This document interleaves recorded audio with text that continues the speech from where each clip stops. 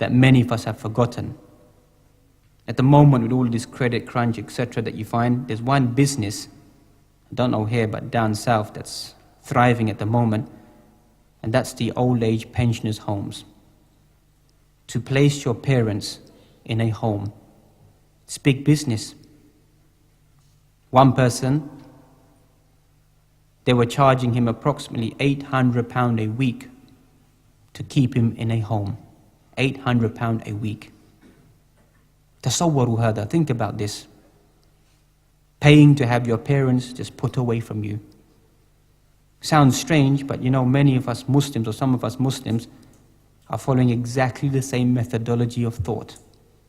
Because remember, the wider community has a big influx, a big input into the way it creates your character.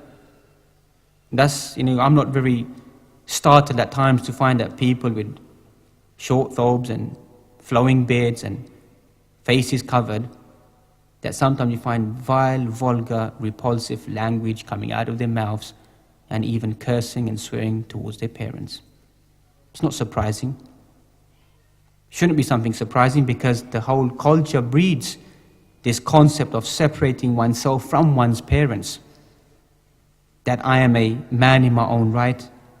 Who are they to tell me what to do? What influence do they have upon me? And we can see the fitan and the fasad that begin to take place, that in the disguise of quote unquote Islamic practicing, that my father is no longer my wali. On what criteria? He doesn't pray. He's not a good Muslim according to you. So now you are scot free to bypass your father and to marry whomever you want. And if you go and study the fiqh of zawaj and the role of the wali, that discussion may take place about, etc., does the person establish the prayer? It does exist there. But a large portion of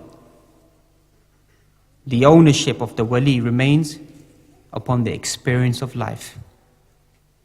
The father will never choose a person who's going to be corrupt, or a person who's going to be not having the interest of his daughter at stake.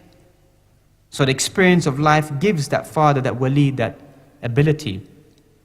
And thus you find that some men, you find they have the farasa, the ability, that the way that a man walks into a gathering is enough to analyze the individual.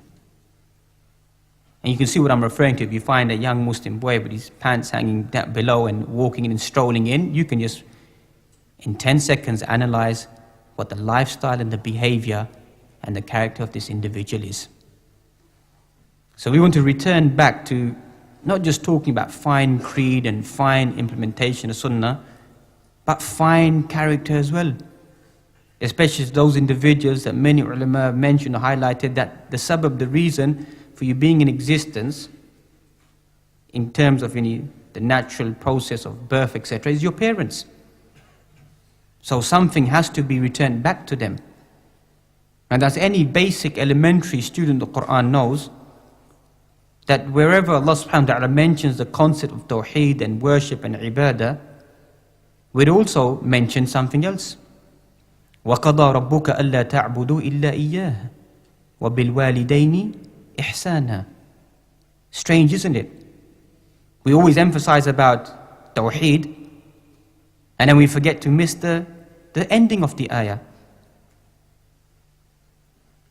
Your Lord has decreed that you should worship only Allah subhanahu wa ta'ala, and you should show goodness to